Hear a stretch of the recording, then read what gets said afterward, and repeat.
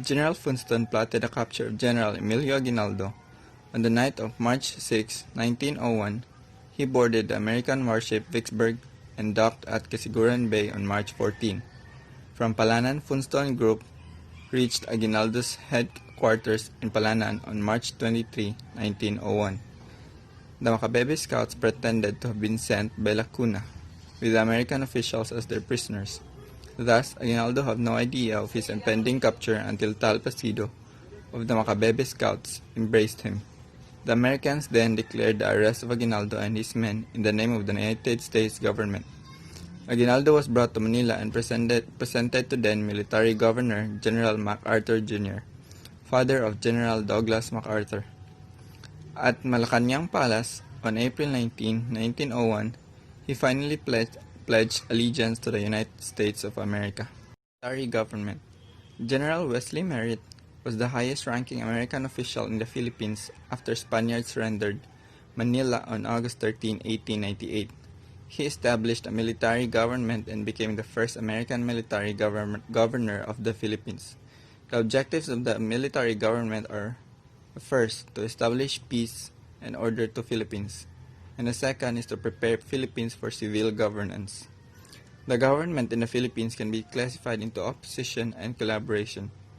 The Americans used propaganda and other means to win the Filipinos to their sides. The governor exercised all the powers of the governments and governed Philippine territory for the President of the United States. The achievements of the military government are: the first achievement is the military government opened public schools with American soldiers as teachers. The Manila High School. The first public high school was established on June 11, 1906. English for the first time was taught with American soldiers as teachers. Reverend William McKinnon and Lieutenant George P. Anderson were the first supervisor of schools in Manila. Civil courts were placed under army officers, but the Supreme Court was reorganized and included 6 distinguished Filipino lawyers and 3 army officers, with Cayetano Arellano as president. Today I'll be discussing about the civil government. So on March 2, 1901, the United States Congress passed the Spooner Amendment, which was sponsored by Senator John C. Spooner.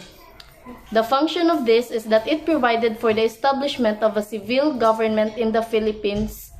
The amendments authorized the President of the United States to govern the Philippines.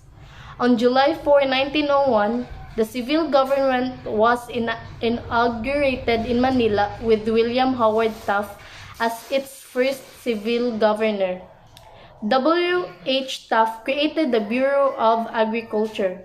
He went to Spain to negotiate for the purchase of the friar lands and to the United States to work for the passage of the Philippine Bill of 1902.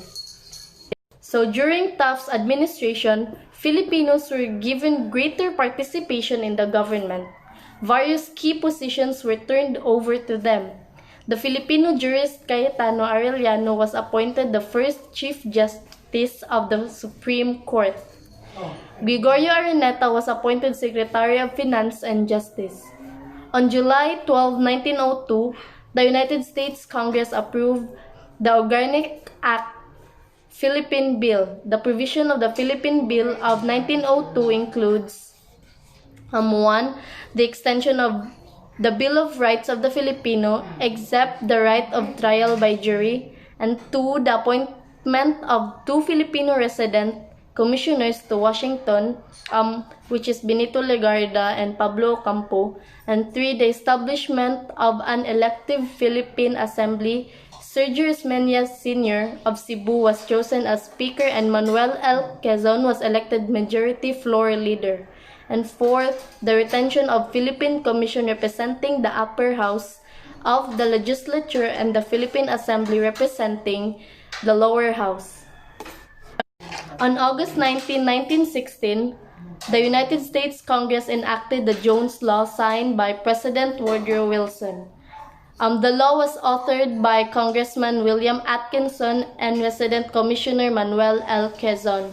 The salient features of Jones Law of 1916 were a promise to grant Philippine independence, a provision vesting the executive power in the American Governor-General, a provision vesting the legislative power in a bicameral Philippine legislature, with the Senate as the upper house and the House of Representatives as the lower house. The Senate is to be composed of 24 senators, 22 elected by the Filipinos and 2 appointed by the Governor-General to represent non-Christian Filipinos. The American civil governors, so there are 10. One is Governor William Howard Taft, Luke F. Wright, James F. Smith, W. Forbes, Francis B. Harrison, General Leonard Wood, Henry L. Stimson, Dwight F. Davis, Theodore Roosevelt Jr., and Frank Murphy. So that will be all about my discussion on civil government. Moving towards independence, Jones Law of 1916, also known as Philippine Autonomy Act. It was sponsored by U.S. Representative William Atkinson Jones of Virginia. It was signed by President Woodrow Wilson on August 29, 1916. U.S. promised to give independence to the Philippines as soon as a stable government would be established therein. It gave the Filipinos greater participation in the government. It created a Philippine legislature of 2 houses. First, the House of Representatives as the lower house and Philippine Senate as the upper house. The members of 2 houses were to be elected by the Filipinos. Under the Jones Law, the executive power was vested in the Governor-General, an American who was appointed by the President of the United States with the advice and consent of the Philippine Senate. The legislative power was entrusted to the Filipinos. The judicial power was vested in a Supreme Court to be composed of a Filipino Chief Justice and Associate Justice. The members will be appointed by the U.S. President with the consent of the U.S. Senate. I will be reporting about the Commonwealth Government. The Commonwealth Government is adopted the year 1935 Philippine Constitution, which established a republican form of government. It is divided into 3 branches: executive, legislative, and judicial. The executive power was vested in the President of the Commonwealth. The legislative power was vested in a unicameral National Assembly, while the judicial power was vested in the Supreme Court. On September 17, 1935, Manuel L. Quezon was elected as president. The Commonwealth was formally inaugurated in Manila on November 15, 1935. It formally proclaimed the existence of the Commonwealth and the termination of the Philippines under the Jones Law. The achievements of President Quezon: first is the reorganization of the government, where he created new offices like National Economic Council. Second, the Governor-General Frank Murphy signed into law a bill granting Filipino women the right to vote. The third, the Quezon created the National Council for Education with Dr. Palma as chairman. Fourth, increased farm production. By the end of 1935, there were 4,017,880 hectares of land under cultivation. Fifth, promotion of social justice, the minimum wage law, which provided that laborers should be paid at least 1 peso a day. And lastly, the amendments to the Constitution, which is the change in the term of office every 6 years, the President and the Vice President. And two chambers, the House Representative and the Senate, and lastly, creation of the Commission of Elections. The governments during the Japanese occupation. The invasion of Japan into China in 1939 resulted some tension between Japan and the United States. The U.S. government ended its commercial relations with Japan. Consequently, Japan could no longer buy most of the raw materials needed for his war efforts. In the morning of December 7, 1941, Japan launched a surprise attack at the U.S. naval base in Pearl Harbor and suffered heavy losses. On December 8, 1941, Japan invaded the Philippines. Clark Air Base in Pampanga was first attacked, and also Nichols Field outside Manila was attacked. Then on December 22, the Japanese forces landed at the Lingayen Gulf and continued on to Manila. General Douglas MacArthur declared Manila an open city on the advice of the Commonwealth President Manuel L. Quezon to avoid its destruction. Manila was occupied by the Japan on January 2, 1942. MacArthur retreated with his troops to Bataan, while the Commonwealth government withdrew to Corregidor Island before proceeding to the United States. U.S. President Roosevelt ordered President Manuel L. Quezon to flee to the United States. President Quezon left Corregidor by submarine on February 20, 1942, and arrived in Australia. From there, he and his family sailed to the United States, where the government in exile was established. After President Quezon, General Douglas MacArthur followed and made a promise to the Filipinos: "I shall return." The joint American and Filipino soldiers in Bataan finally surrendered on April 9, 1942. The 76,000 captured soldiers were forced to embark on the infamous Death March to a prison camp more than 100 kilometers north. An estimated 10,000 prisoners died due to thirst, hunger, and exhaustion. The hooks. In the midst of fear and chaos, some farmers of Pampanga banded together and created local brigades for their protection. Luis Taruc, Juan Fileo, Castro Alejandrino, and other leaders of organized farmers held a meeting in February 1942 in Cabiao, Nueva Ecija. In that meeting, they agreed to fight the Japanese as unified guerrilla army. Another meeting was held the following month, wherein representatives from Tarlac, Pampanga, and Nueva Ecija thrashed out various state details regarding their organization, which they agreed to call Hukbo ng Bayan Laban sa mga Hapon, or Hukbalahap. Taruc was chosen to be the leader of the group, with Alejandrino as his right-hand man, and members were simply known as Hooks. Japanese Military Administration. Lieutenant General Masaharu Homa, the commander-in-chief of the Japanese Imperial Forces in the Philippines, announced the establishment of martial law under a Japanese military administration. The Japanese also announced that their end was to free the Filipinos from the oppressive domination of America and to establish the Philippines as a part of the Greater Asia co-prosperity sphere.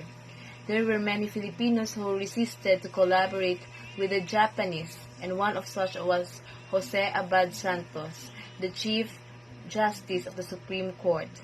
He became famous because, before he was executed, he told his weeping son, "Do not cry, Pipito. Show these people that you are brave.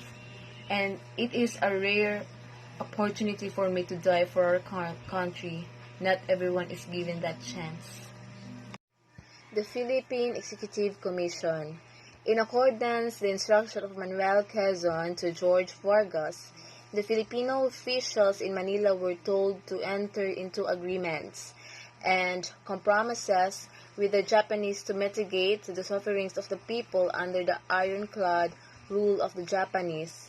On January 23, 1942, the Philippine Executive Commission was established.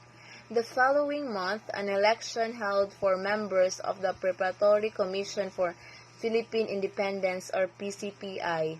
The purpose of PCPI is to draw up a constitution for a free Philippines. Jose Laurel became its head against the will of the PCPI delegates. The new constitution was finalized on July 10, 1943.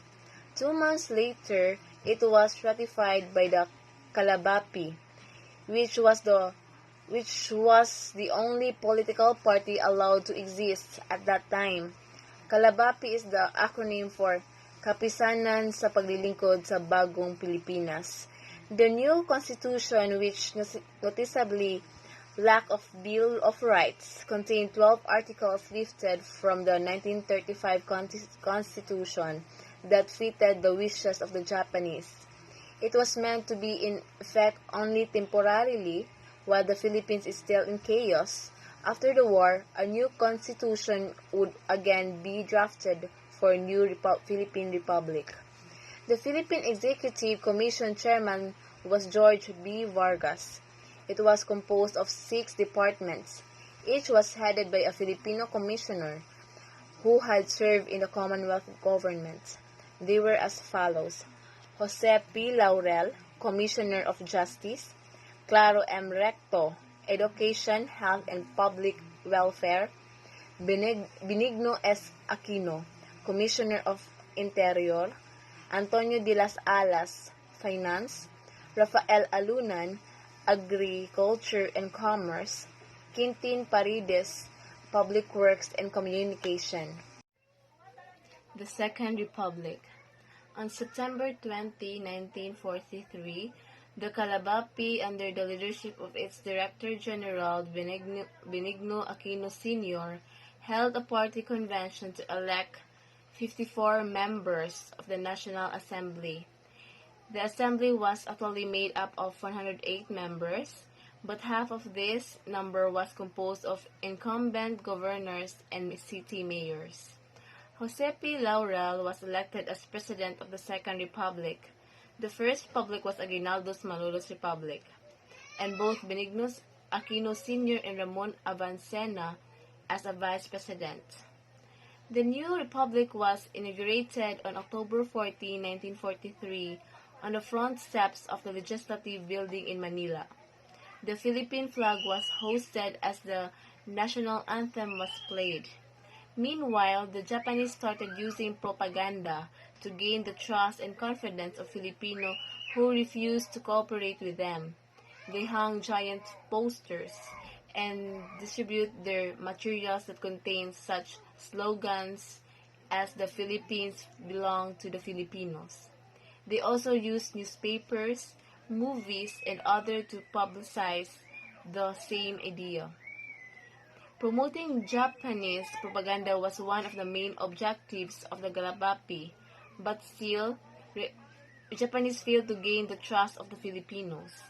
Amidst of the propaganda, the new republic was not recognized by many countries in the world except the allies of Japan such as Italy and Germany. Many Filipinos did not recognize the new republic.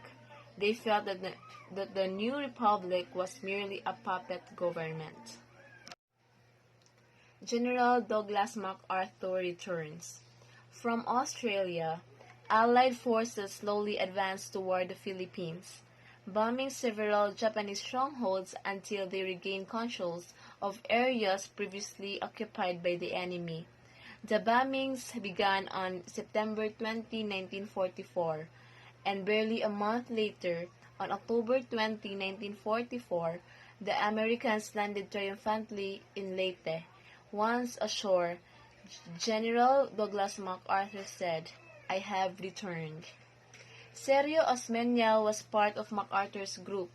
He had taken over Manuel L. Quezon as president after the latter passed away of Saranac Lake, New York on August 1944. From October 23 to October 26, 1944, the Americans engaged Japanese forces in the Battle of Leyte Gulf. Considered as the biggest naval battle in world history, this historic encounter almost destroyed the entire Japanese fleet and rendered incapable of further attack. The U.S. victory in the Battle of Leyte Gulf is said to have signaled the beginning of Philippine liberation from the Japanese. By mid-December, the American soldiers had reached Mindoro. The Japanese, meanwhile, secured other areas where they thought other American units would land. Nevertheless, U.S. liberation forces successfully docked at Lingayen Gulf on January 9, 1945. The news alarmed the Japanese. Lieutenant General Tomoyuki Yamashita, Supreme Commander of the Japanese troops in Manila, mobilized his kamikazes, Japanese suicide pilots. But they failed to stop Americans. The Japanese also deployed Makapili units to defend Manila, but neither succeeds. On October 20, 1944, General MacArthur, President Sergio Osmeña, Carlos P. Romulo, and few others landed in Leyte. General MacArthur started the U.S. invasion in Mindanao on September 9 and 10. On September 21, American planes attacked Manila. One by one, all the major islands in the Philippines were liberated from the hands of the Japanese. Filipino guerrillas played an important role in this liberation campaign. On August 17, 1945, President Jose P. Laurel issued a proclamation dissolving the Second Republic. The Japanese in Manila would not give up easily. In fact, it took 3 weeks of intense fighting before they finally surrendered on February 23. General MacArthur continued to liberate other parts of the country and finally proclaim general freedom from the Japanese on July 4, 1945. On July 4, 1946, an independent Republic of the Philippines was inaugurated at the Luneta in Manila. It was the third Philippine Republic in the nation's history. The ceremonies were witnessed by thousands of Filipinos and numerous American and foreign dignitaries. Among the distinguished American guests were General Douglas MacArthur, Supreme Commander of the Allied Powers in Japan, Senator Millard Tydings, co-sponsor of the Philippine Independence Act, and former Governor General F.B. Harrison, the most beloved of American governors who served in the Philippines. The birth of the Republic of the Philippines was the climax of the long struggle of the Filipinos to regain the freedom they had lost to Spain and to the American. Since the Philippines reacquired her independence on July 4, 1946, the following are the presidents of the Third Philippine Republic, 1946 to 1973. Manuel A. Rojas, Elpidio Quirino, Ramon Magsaysay, Carlos P. Garcia, Diosdado P. Macapagal, Ferdinand E. Marcos, President of the Fourth Philippine Republic, Ferdinand E. Marcos, President of the Fifth Philippine Republic, Corazon C. Aquino, Fidel V. Ramos, Joseph E. Estrada, Gloria M. Arroyo, and Benigno Aquino III. Elpidio Quirino's administration was burdened by a serious communist Hawk rebellion, so he launched a massive campaign against the Hawks. Other achievements includes the Economic and Technical Assistance Agreement of 1951, signed the agreement to the entry of U.S. traders, sent Filipino soldiers to fight on the side of the Americans during the Korean War, and signed USRP Mutual Defense Treaty in 1951. Manuel Rojas was the last president of the Commonwealth and the first president of the Third Republic. His administration concerned itself with the task of rehabilitating the country from ravages of war. He was not able to finish his term on April 15, 1948, while visiting the U.S. Clark Air Force Base in Pampanga. Rojas died of a heart attack.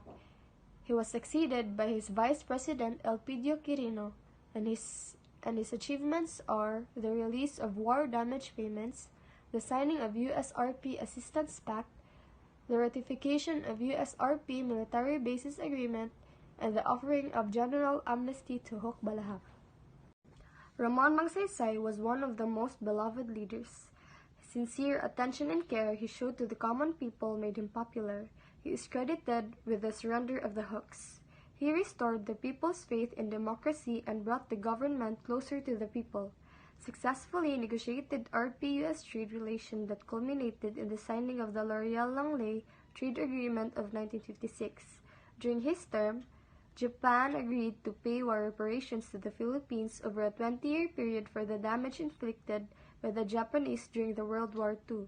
He was killed on a plane crash in Cebu on March 17, 1957. This beloved leader, who became the idol of the masses, was succeeded by the Vice President Carlos P. Garcia. Carlos P. Garcia won his four-year term. In November 1957 presidential election, the Garcia administration achieved a measure of economic progress. He adopted the Filipino First policy to foster a greater Filipino role in business. Garcia has lost his re-election bid in 1961 to Vice President Diosdado Macapagal. His achievements included signed the Japan RP Treaty of Amity, formed activity on anti-Filipino activities, ratified the anti-subversive law. Diosdado Macapagal administration enacted a land reform law to benefit the poor people, especially farmers. He moved the Philippine Independence Day from July to June 12. He encouraged the use of Filipino in such government documents such as passport stamps, and even the name of typhoons became Filipinized. During his term, he formally presented his claim over Sabah, which was opposed by Malaysia and Great Britain. In 1965 election, he was defeated by Senate President Ferdinand E. Marcos of the Nacionalista Party. Some of his achievements are campaign for free enterprise and decentralization, pursued the control program, removing all regulations, controlling foreign exchange rate. Ferdinand E. Marcos in 1965 became the President of the Philippines. In 1969, Marcos became the first Philippine president to win a second term. 3 years later, facing growing student protests and crumbling economy, Marcos declared a martial law on September 21, 1970, a state of emergency where military authorities are given extraordinary powers to maintain order. Marcos' excuse for declaring martial law was the growing revolutionary movement of the Communist New People's Army, which opposed his government. His achievements are implemented policies for an exported-oriented economy, approved the investment incentives law, ratified new constitution, 1973 Philippine Constitution, which founded a parliamentary gov, launched the Kilusang Bagong Lipunan and Green Revolution. Mrs. Corazon Aquino, the first woman to become president, the first to assume power by virtue of a revolution, and the seventh president of the Republic, took oath office as the head of the revolutionary government on February 25, 1986. She was succeeded by Fidel V. Ramos, the former defense secretary, on May 11, 1992 election. The highlights of her administrations are: 1. Restore democratic institutions of the country. 2. Launch peace talks with rebel. 3. Frame a new constitution. 4. Pursued a policy of economic recovery. And 5. Implemented a comprehensive agrarian reform program. And the last is abrogation of the military bases agreement in 1991. Fidel Ramos is well known for irritating the EDSA revolution with Juan Ponce Enrile. Ramos was 64 years old when he became president of the Philippines. As president, he pursued the conduct of peace talks between opposing bodies, gave more emphasis on building economic and political ties with the world, and traveled into different countries to attract foreign investors. Some of his achievements are: number 1, pursued Philippines 2000 program. Number 2, made Philippines a hub economy during his term. 3, pursued his goal for Philippines as newly industrialized economy. And 4, survival of the Philippines during the Asian economic crisis. Joseph Estrada, who had served as Ramos' vice president and enjoyed widespread popularity, was elected president in 1998. Speaking before millions at his inaugural address in Manila, the newly elected chief executive said his presidency would serve the Filipino masses whose welfare had long been neglected. A line from his speech, "Walang kaibigan, walang kumpare at walang kamag-anak," was a stern warning against anyone who would attempt to undermine his administration with influence peddling. His pro-poor program of government bore fruit in less than 2 years with a significant improvement in the country's peace and order situation. Following an abortive Senate impeachment trial because of plunder, growing street protests, and the withdrawal of support by the armed forces, Estrada was forced out of office on January 20, 2001. Vice President Gloria Macapagal Arroyo was sworn in as Estrada's successor on the day of his departure. Maria Gloria Macapagal Arroyo is the 14th President of the Philippines from 2001 to 2010 and is currently a member of the House of Representatives representing the 2nd District of Pampanga. She was the country's second female president after Corazon Aquino. During her term, the annual economic growth in the Philippines averaged 4.5%, higher than in the administrations of her 3 immediate predecessors. Arroyo implemented a controversial policy of holiday economics, adjusting holidays to form longer weekends with the purpose of boosting domestic tourism and allowing Filipinos more time with their families. Other achievements are: number 1, the Strong Republic Nautical Highway. Number 2, job creation, 1 million job opening every year. Number 3, conventional infrastructure. Number 4, relatively peaceful and orderly elections. Benigno Simeon Conjuanco Aquino III, also known as Noynoy Aquino or Pinoy, is the 15th and current president of the Philippines since June 2010. Born in Manila, Aquino graduated from Ateneo de Manila University in 1981. In 1998, he was elected to the House of Representatives as representative of the 2nd District of Tarlac Province and re-elected to the House in 2001 and 2004. In 2007, he was elected to the Senate in the 14th Congress of the Philippines. On August 23, 2010, Aquino was challenged on his responsibility of keeping peace and order in the Manila hostage crisis. His administration is challenged by another controversy on the passage of RH Bill and the Bill on Divorce Law.